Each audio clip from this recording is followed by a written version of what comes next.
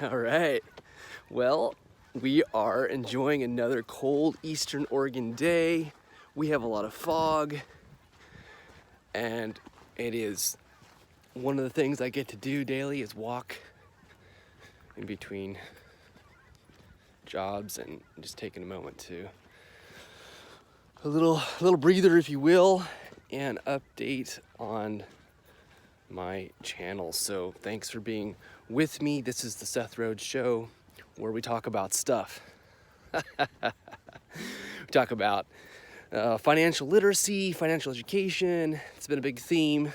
Some of my videos, a whole bunch of them are dedicated to that. We talk about INFJ issues. We talk about empath issues. We talk about introvert issues. We talk about entrepreneurship. And who knows, by the time I've done this for a couple years, we'll probably have more sections. I wouldn't be surprised if there was a relationship section, a parenting section. There's just a lot of things to be into, a lot of things that pair, problems that need solutions. So that's where I'm at.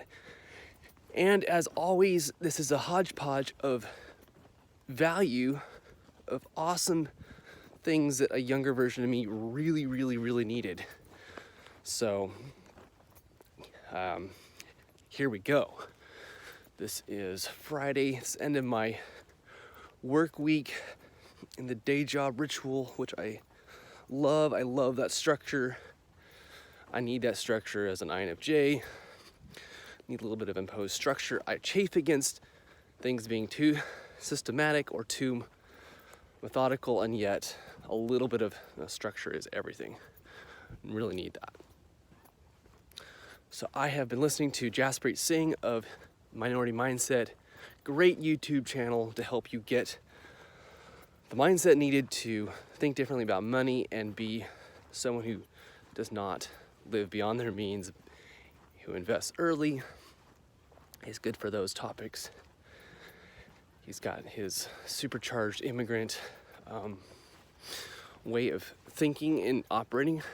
I love that. Like, some of the best citizens in this country came here fairly recently, a generation or two ago, and they prove over and over again that people can make a go of it in the United States of America. So that is very encouraging. But you have to think differently, hence his name, Minority Mindset. And as I grow the channel, there's growth metrics, like you have to get like 4,000 hours of watch time, I believe, right now to get monetized, and you have to have 1,000 subscribers. You also have to have 1,000 subscribers to get access to live events. So I think that should be my goal, obviously. And as of this posting, guys, this is real life. This is how it goes. I've done my first 50 hours. I think it's closer to 100, but anyway, somewhere between 50 and 80 hours of work. No, excuse me. It's not that much, not that many hours even. It's 50 to 80 videos, and since they're not an hour long, I definitely not 100 hours. But 50 to 80 videos is where I'm at right now. And if you can imagine, that's, let's call it 80 times that I had something else to do. And a lot of those times I was excited to post, but a lot of those times I wasn't. I just, did what my younger self would have needed to do, which is go forward. A bias towards action. Love that phrase. Bias towards action. Get you out of your head, get something presentable and executed. Of course, I am always going to say, think before you act, and observe, if you can, what the experts do, and then go act. But still, daily action, incrementally, baby steps, as needed. Way to go. That's the way to go. And if you have ability to do more or a different rhythm, that's awesome too. So, pretty cool. And I was thinking about all the different ways to increase income And it's very hard for my mind to just like wrap around one thing. Say a YouTube channel. It's hard to wrap around that. It's hard to think, how can I make this the thing? Especially when I know guys with very successful channels, took them 18 months to get their first check sometimes. And they're huge. They have millions of subscribers today. You say, how could they be so poor at getting an audience? They must have done it wrong. They must have had a bunch of things that they didn't do. Maybe that's the case.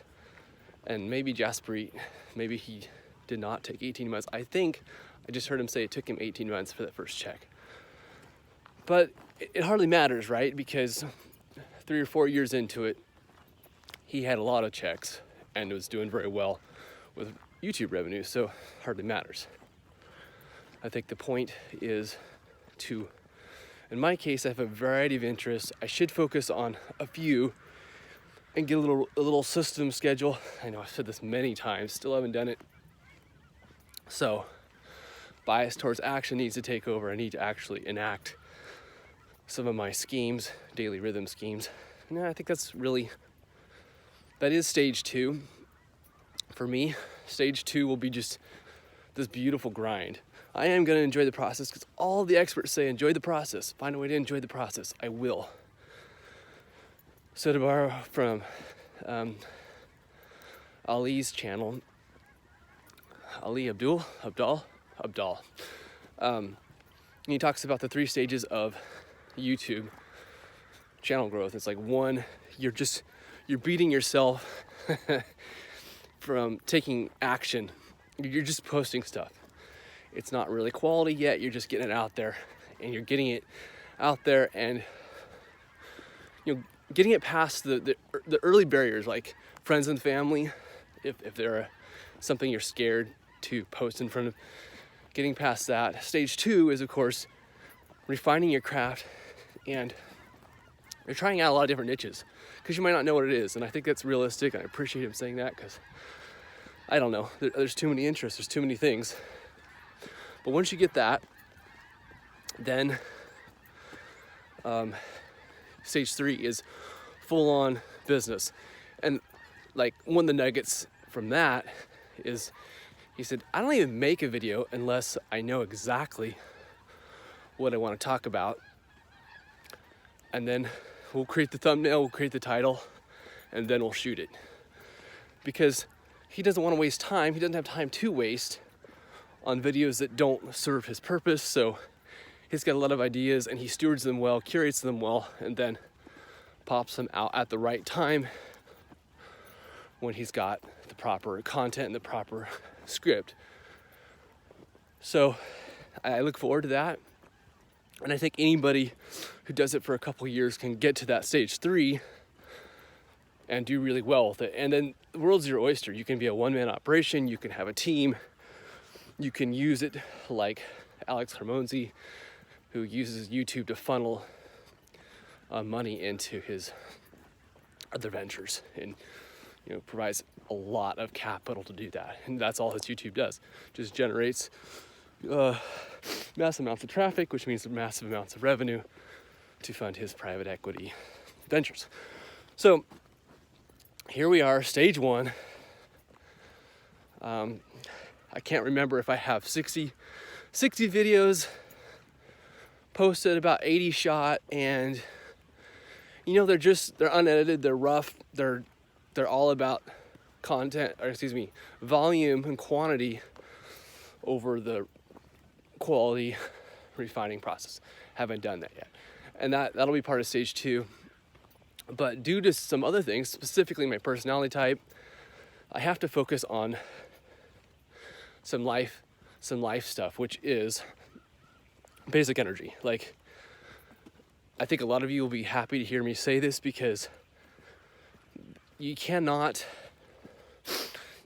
well, put it this way, in a more positive light. You can build a better business or a better anything when you increase your physical health. And if your physical health is the number one thing holding you back, then you're just going to need to go through a period of doing everything you can to give yourself the most physical health to increase your energy. So that's where I'm at. You know, I'm 39 years old as of this video. I have 3 young children. Wife and I are doing our very best to buy a house right now. We don't have a lot of bandwidth. We don't have a lot of extra energy. So I think going into 2024, that'll be one of our biggest things that we ramp up and get better at. And then I can then transition my YouTube channel into stage 2, where I have much better systems so that I hit the topics that I care about the most in an organized fashion, and I do them frequently on a schedule, and the stuff that I pick up filters into these various categories. I can just see that system happening very fluidly once I get into the initial rhythm. Like, for instance, I might want to talk about relationships, but right now I don't really have a groove for doing that. I don't store that stuff strategically. But if I was, everything I caught on that subject would go into the file and make it into a script somehow. So looking forward to my kind of varied topics of expertise becoming something I rotate to and from. You know, if I'm feeling for personal finance, I'm going to post a couple days worth or a couple videos over the course of a couple days on that. And if I'm feeling the relational side of things, or the introvert, overcoming your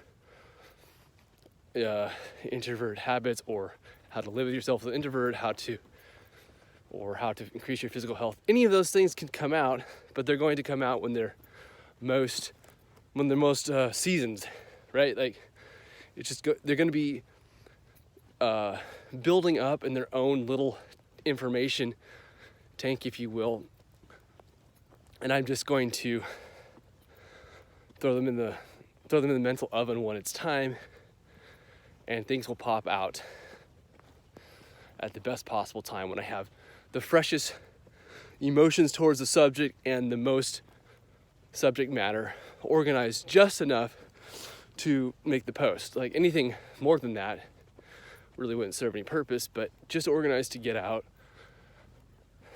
And then I think that'll solve a lot of problems. Like, I don't have enough in one given area to post for the rest of time on that one topic, but because I have 3 or 4, I can switch between these 3 or 4 go-tos, and I might have, 2 or 3 more kind of really alternative type videos that I can go to. And Ali Abdal, his channel really has a wide variety.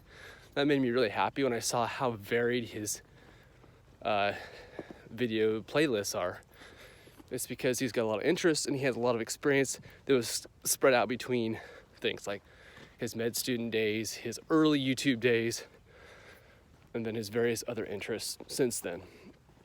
So that is just helpful stuff that I'm thinking about, and my younger self would have really needed to hear. And maybe we'll do some entertainment stuff too, like just pure, like, I'm into fantasy novels. Maybe we'll do some breakdowns of some of the best fantasy novels out there, because that could be kind of fun, really. So, all right, signing off, guys.